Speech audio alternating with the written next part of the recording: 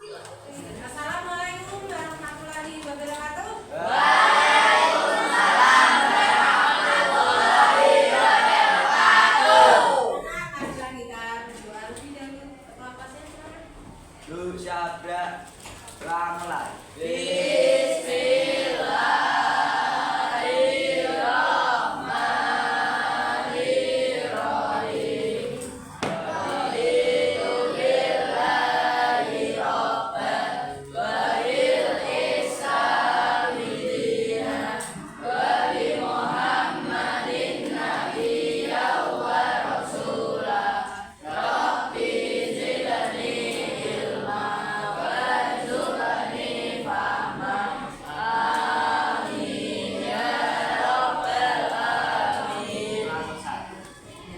Terima kasih anak-anak.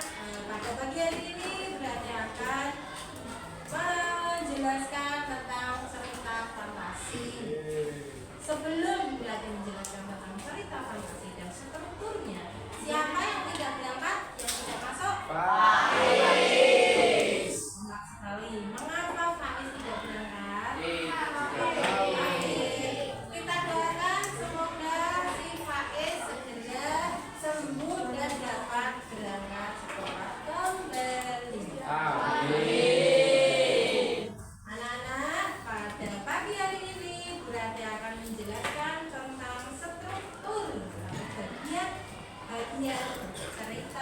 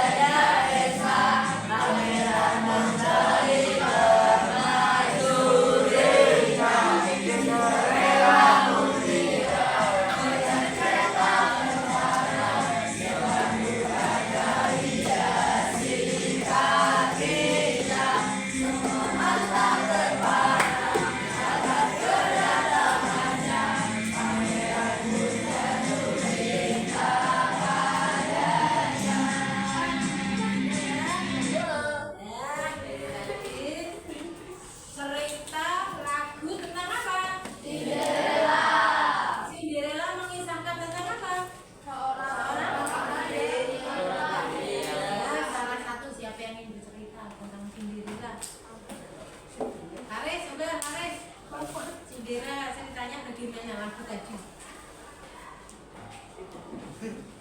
Ya, simbolnya siapa yang bisa? Tentang seorang putri. Ya.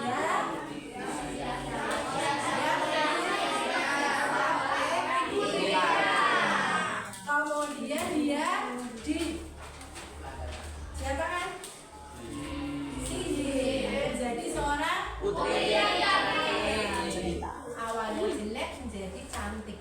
Kalau ada perubahan awalnya jelek menjadi cantik, berarti ini namanya cerita fantasi. Sekarang kita masuk ke ciri-ciri cerita fantasi. Minggu kemarin Bu Rati sudah menjelaskan ciri-ciri cerita fantasi. Nomor 1. Ada keajaiban, keanehan, dan kemisteriusan. Sampai itu Cinderella ada keanehannya bagaimana?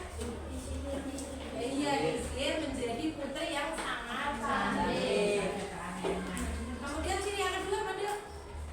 Ciri kedua, ide cerita terbuka dengan daya kaya penulis. Iya, daya kayanya tinggi dong. Seorang gadis yang jelek menjadi cantik cerita. Kemudian ada tikus berubah menjadi apa? Kuda. Labu berubah menjadi apa? Kereta. Nah, itu adalah ada keajaiban. Kemudian ide ceritanya luas sekali. Selanjutnya apa, Nak? Menggunakan berbagai latar, lintas, ruang, dan Iya, waktu. menggunakan berbagai latar, ruang dan waktu. Sudah sampai itu dulu. Bu Rate kemarin sudah menjelaskan itu. Sekarang Bu Rate akan menjelaskan kalian tentang menelaah struktur teks cerita fantasi yang dibaca dan didengar secara berkelompok atau secara mandiri. Unsur intrinsik Bu Rate sudah menjelaskan juga. Unsur intrinsik cerita fantasi. Kemudian pengertian cerita fantasi. Siapa yang ingin menjelaskan apa cerita fantasi itu? Bapak Salah satu genre teks naratif berbentuk tulisan yang di dalamnya berisi tentang berbagai kisah penuh khayalan, imajinasi sehingga melebihi rasa. cerita fantasi itu cerita yang berlebihan, melebihi realita, tidak real. Kalau di nalar itu tidak nalar. Contohnya apa? Selain Cinderella yang sudah kamu nyanyikan tadi, apalagi yang tidak bisa dinalar? Apa? Doraemon. Doraemon tidak bisa dinalarnya bagaimana? Mengapa Doraemon menjadi cerita fantasi?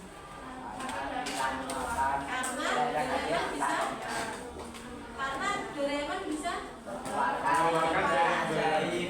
bisa mengeluarkan Ini kantong. keajaiban. Itu namanya cerita fantasi. Berbeda dengan cerita yang lain, misalnya cerpen, misalnya novel. Itu berbeda. Novel dan cerpen itu tidak ada keajaiban, tidak ada kemisteriusan, tidak ada keanehan. Itu perbedaannya seperti itu, ya. Kemudian pengertian kamu sudah paham. Siapa yang ingin bertanya soal pengertian? Tidak ada, ya. Kemudian tadi ciri-ciri juga sudah dijelaskan tadi. Ada keanehan, ada keajaiban, ada ceritanya itu lepas, ceritanya itu luas. Kalau jualnya sakarepe dhewe dari sing penting ada keajaiban, ada keanehan. Namanya seperti itu. Selain Doraemon apa lagi? Mas. Oh iya, Timunas. Apa lagi, Dok? Mengapa itu kamu katakan menjadi cerita fantasi? Iya, mengapa? Nah, tadi Karena ada yang Timunas ya, karena ada juga itu ya enggak? Timunas bisa bisa mengeluarkan kekuatan, mengubah batu menjadi apa? Menjadi gunung batu, udang lidi menjadi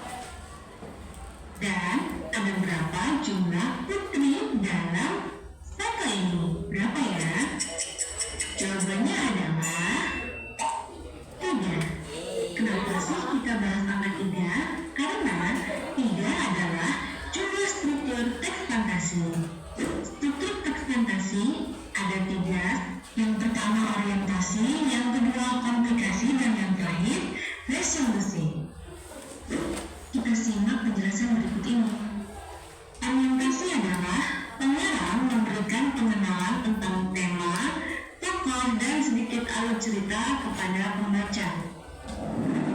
Sedangkan komplikasi adalah tokoh mulai menemui masalah atau konflik. Yang terakhir, resolusi. Resolusi merupakan penyelesaian dari permasalahan yang dihadapi tokoh utama.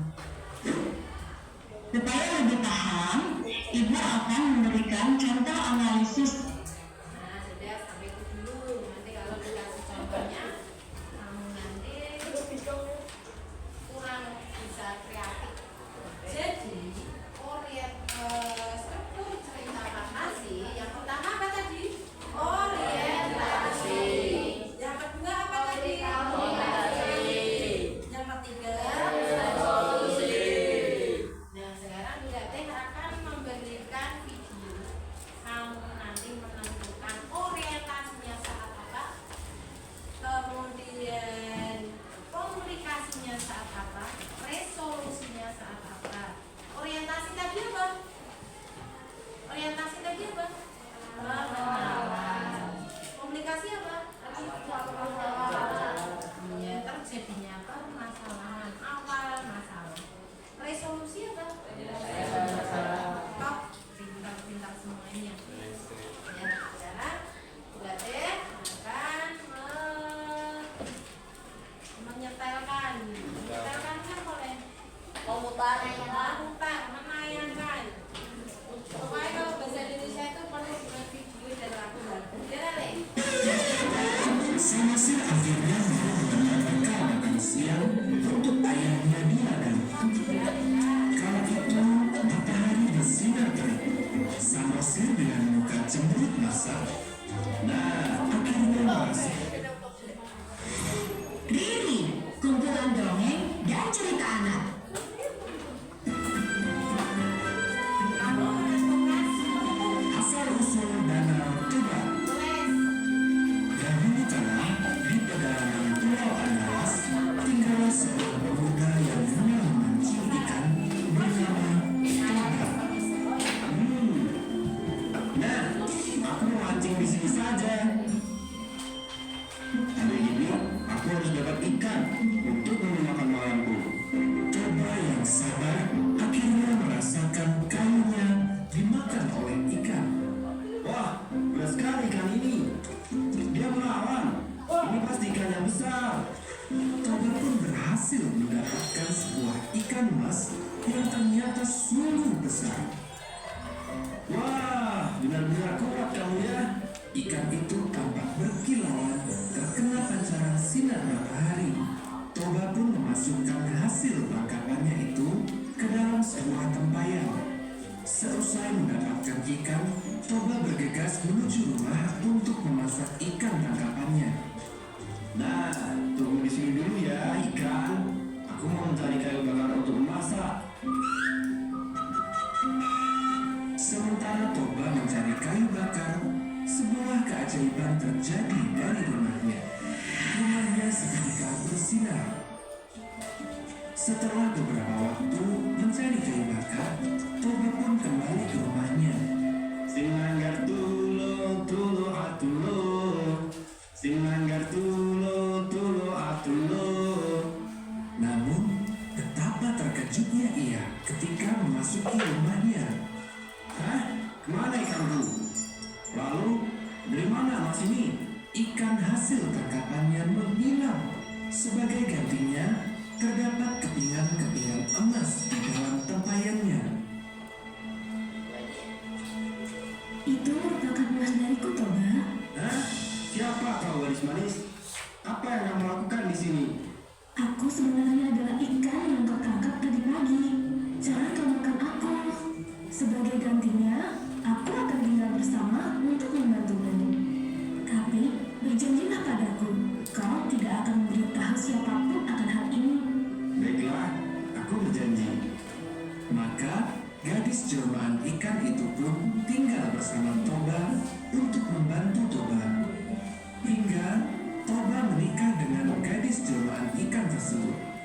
Mereka pun dikaruniai seorang anak bernama Samosir. Namun, karena sering dimanja, Samosir Samosir tumbuh menjadi anak yang malas dan nakal. Toba dan istrinya terkadang merasa prihatin dengan kelakuan anak mereka. Hingga suatu pagi, Nak, ibu minta tolong. Antarkan nasi ini kepada ayahmu di ladang. Aku masih capek habis bermain, Ibu. Ibu saja yang pergi. Samosir, ibu minta sekali ini saja turuti perintah ibumu ini. Iya, aku antarkan. Bawa ke sini bekalnya ya. Hati-hati nak, jangan mampir-mampir. Kasihan ayahmu menunggu lama. Iya, Bu. Samosir akhirnya mau mengantar bekal makan siang untuk ayahnya di ladang. Kala itu matahari bersinar terik. Samosir dengan muka cemberut masam berjalan menuju ladang sang ayah. Panasnya. Aku perlu istirahat sebentar. Samosir pun berhenti sejenak di bawah pohon yang rindang. Kira-kira bekal Ibu untuk ayah apa ya? Pasti enak. Ibu kan pintar memasak. Kulintip sedikit Samosir yang nakal membuka bekal untuk sang ayah. Wah, makanan kesukaanku. Aku makan sedikit Pasti ayah tak mengetahuinya. Nyam, nyam, nyam, nyam. Nyam, nyam, nyam, nyam. Enaknya masakan Ibu. Tanpa disadari, Samosir memakan semua bekal ayahnya itu. Hari semakin siang, Samosir yang kenyang melanjutkan perjalanannya mengantar bekal untuk sang ayah. Setibanya di ladang, Ayah, aku membawakan bekal dari Ibu untuk ayah. Oh, Samosir anakku. Tumben sekali kamu mau kesini. Kukira ibu yang akan kesini. Ayo, makan bersama ayah di gubuk. Tapi aku mau pulang saja, ayah. Ayolah, temani ayah makan siang. namun begitu membuka bekalnya, Toba sangat terkejut mengetahui bekalnya kosong. Hah? Apa ini? Kenapa tidak ada makanan yang tersisa? Maafkan aku, ayah. Aku hilaf. Tadi aku memakan sedikit sewaktu perjalanan ke sini. Toba sungguh marah mendengar pengakuan anaknya itu. Kenapa kau habiskan makananku? Hah? Udah pemalas? Nakal lagi? Kau benar-benar anak ikan. Mendengar ayahnya marah dan memarahinya anak ikan, Samosir pun sedih dan menangis. Ia segera berlari menuju ke rumahnya menemui ibunya.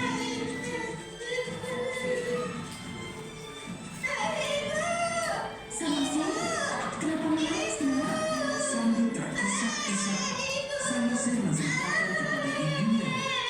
Ia menceritakan kalau ia dikatakan anak ikan oleh ayahnya.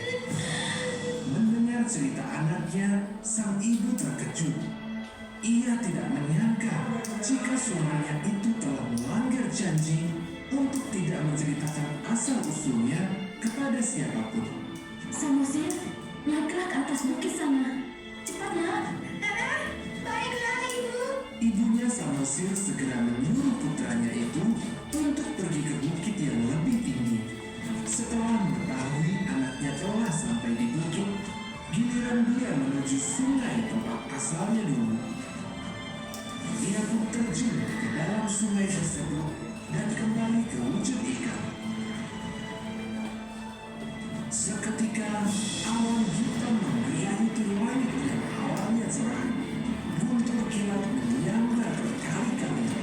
Terjadilah hujan badai besar. Hujan yang begitu tiba-tiba membuat semua hewan berlarian panik menyelamatkan diri. Hujan deras mengguyur lembah, membuat air sungai meluap hingga membentuk sebuah danau yang besar. Danau itu kini dikenal sebagai Danau Toba, sedangkan pulau yang berada di tengahnya diberi nama Pulau Samosir.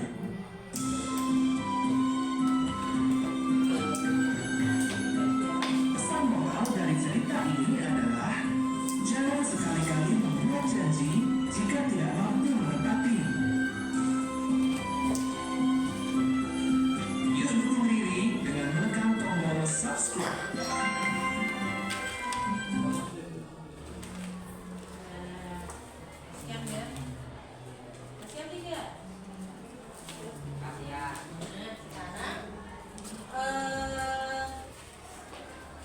dengan kalian itu bisa menelaah struktur cerita fantasi, berarti menggunakan kalian semua menjadi penulis yang hebat, bisa menulis seperti penulis-penulis novel yang terkenal, ya.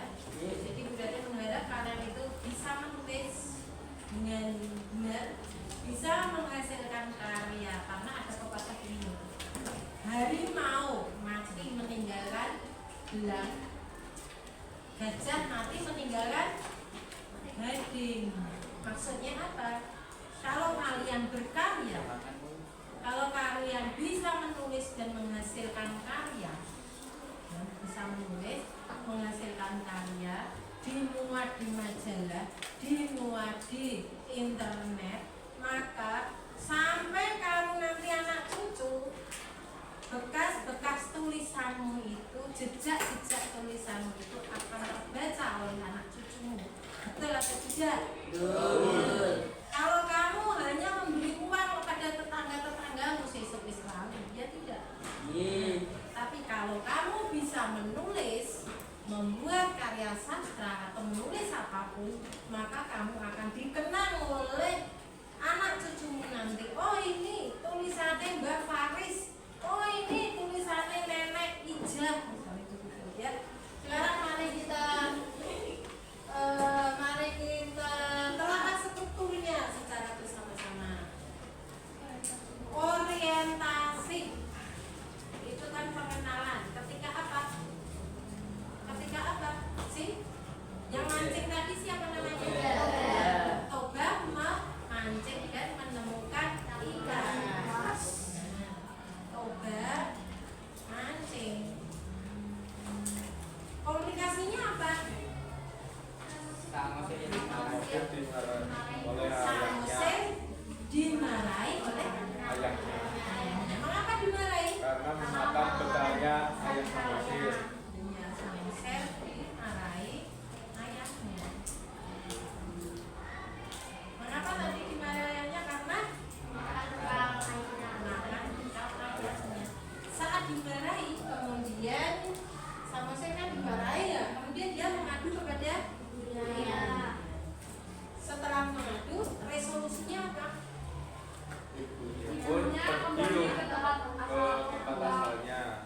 Ibunya marah karena ayahnya, suaminya atau Toba tidak menepati janji.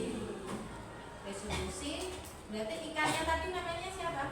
Samosir. Ikannya kok ibu. Iya, ikan mas atau ibu Samosir mas. Menjadi ikan. Kodenya apa? Kodenya jangan menjadi sambil pati. Tepuk tangan untuk kalian semua. Top, mantap, semuanya dapat 100. Sekarang berarti akan memberi tugas kalian secara berkelompok. Maka kalian harus membuat kelompok dengan cara langsung saja dari yang depan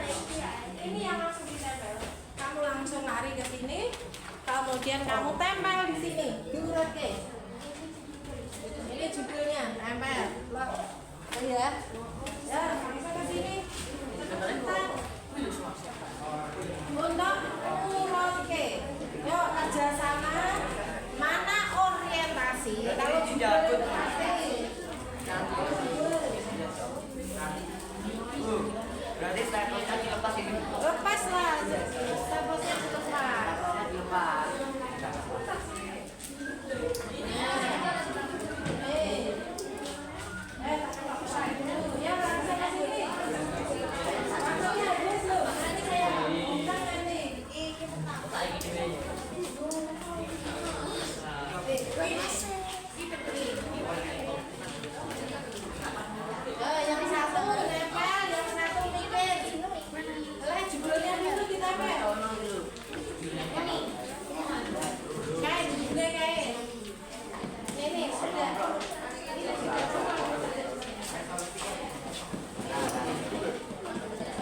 Yuk, memang sekolah.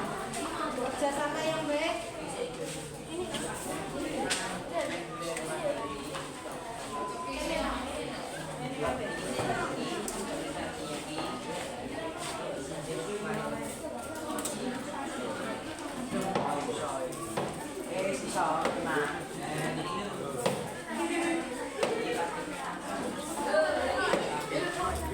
Harus kamu harus bisa mengungkapkan.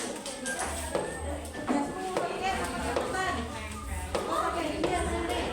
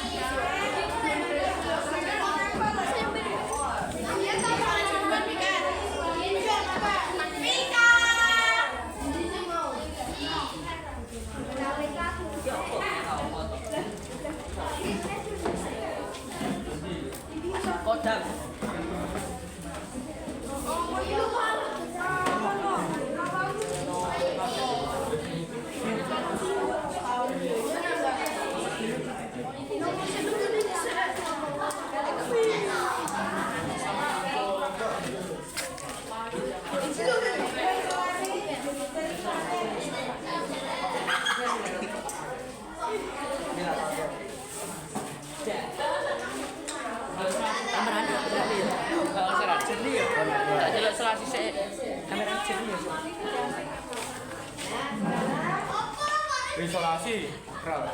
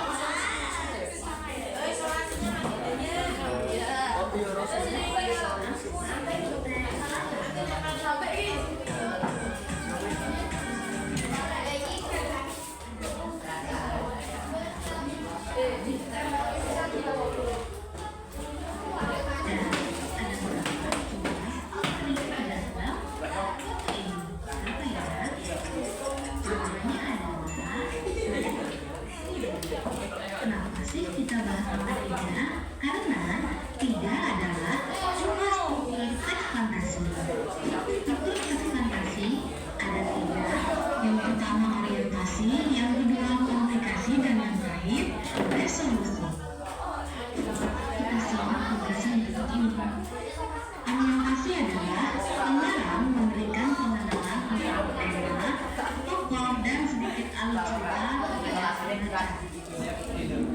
Aplikasi adalah tokoh mulai menemui masalah atau problem. Yang terakhir, resolusi. Resolusi merupakan penyelesaian dari permasalahan yang dihadapi.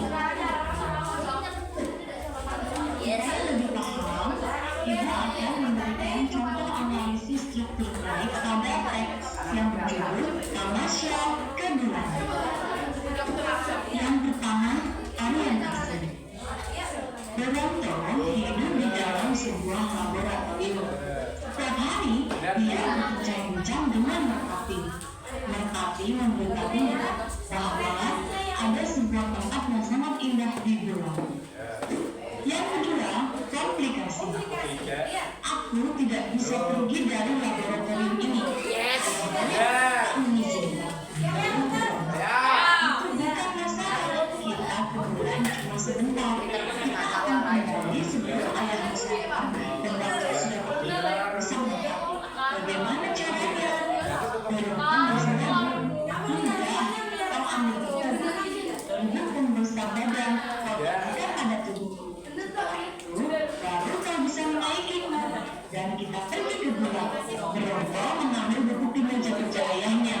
Dia tabukan kepada Merpati. Merpati membesar seperti Garuda. Sayapnya berubah sebuah gajah. Beronto naik ke pundak Merpati. Di bawah, para pegangan menduga Merpati raksasa adalah musuh yang menusuk.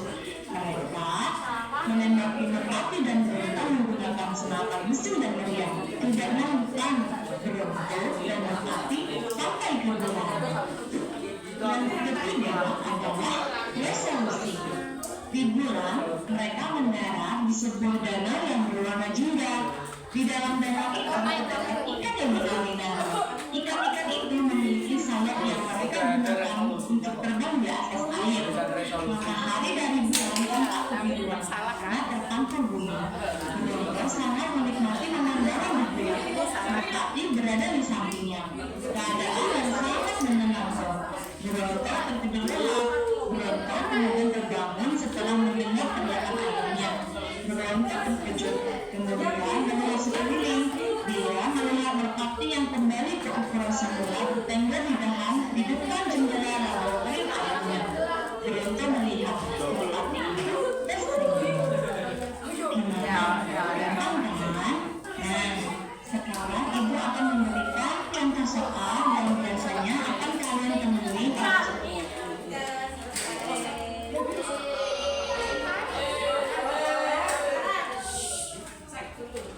Dicek dulu. Orientasi itu pengenalan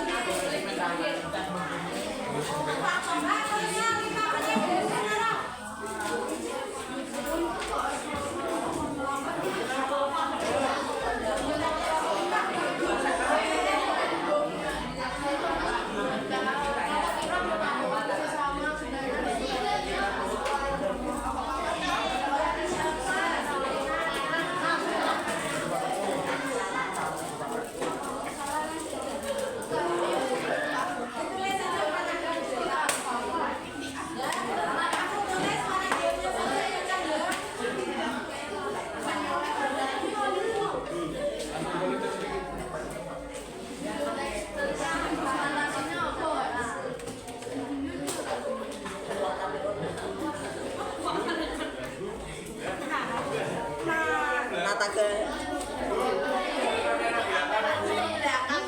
Kamera bilang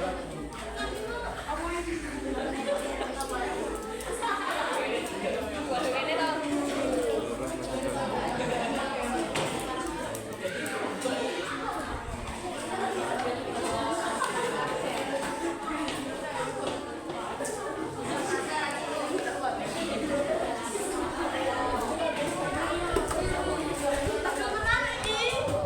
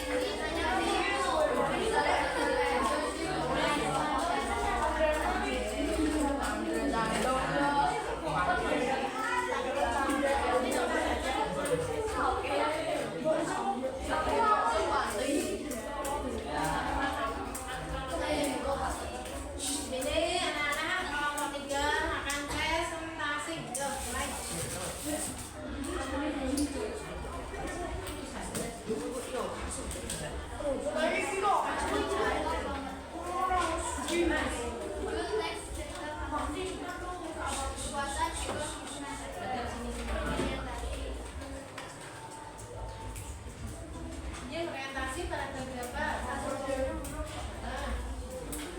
Komunikasi pada 2 sampai 5. Ya. Resolusi 6 sampai 7. Siapa yang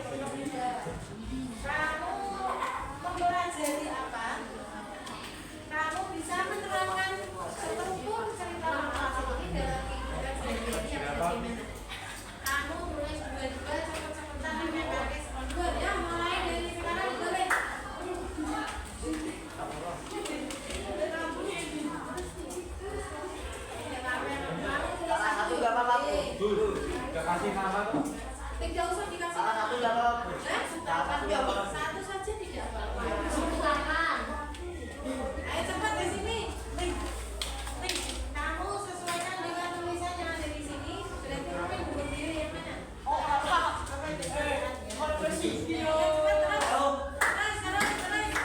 Nanti salah spot karena kamu nanti. Wah, ya aku.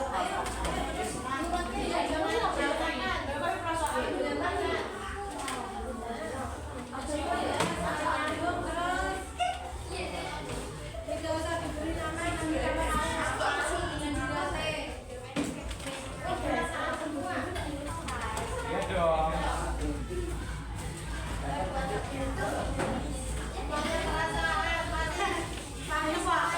Bahagia atau sedih?